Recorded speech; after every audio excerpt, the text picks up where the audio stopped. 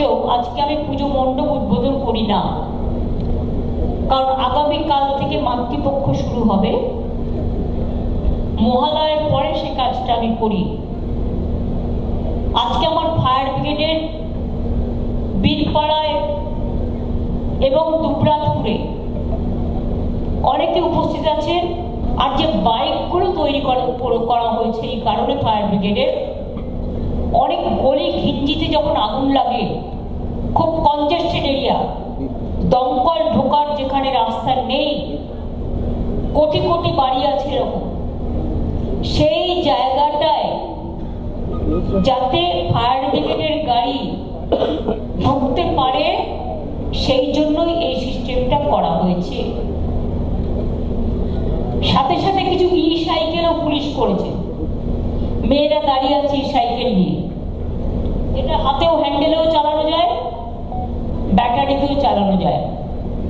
ওটাও মেয়েদের দেওয়া হচ্ছে যাতে ই সাইকেল নিয়ে তারা হট করে কোথাও কিছু এমার্জেন্সি হলে গলি ঘুমচিতে ঢুকতে পারে, যেগুলো খুব কনজেস্টেড রোড।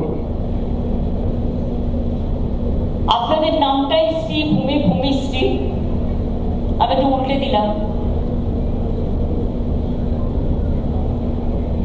লক্ষ লক্ষ মানুষ আসেন এই পুজো দেখতে। আমি বলবো ট্রাফিক সিস্টেম যাতে ডিস্টার্ব না হয়।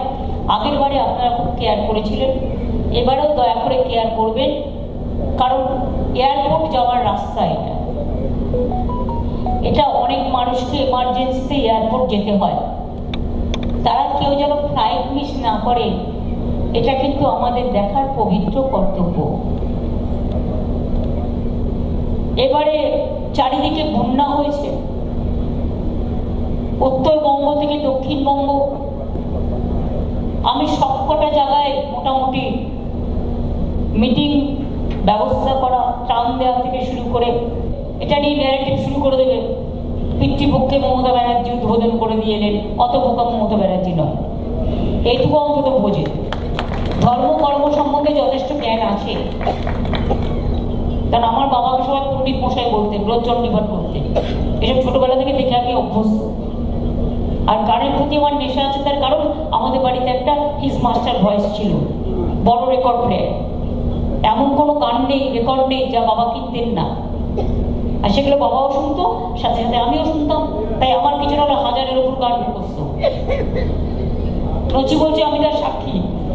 একদম অতুল সঙ্গীত থেকে শুরু করে, অতুল প্রসাদ থেকে শুরু করে, রজনীকান্ত থেকে শুরু করে,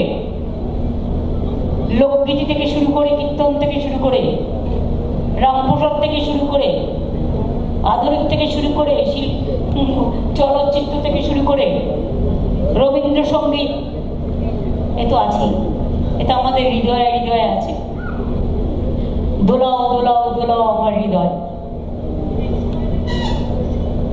ওসব ভুলে যাবে। সৌগতদা মনে পড়ে দিচ্ছি, তুমি ছোটবেলায় গান শিখেছিলে? হ্যাঁ, আমি শিখেছিলাম 2 বছর, বেশি না। তারপরে বাবা আমার হারমোনিয়ামটাই বিক্রি করে দিলেন।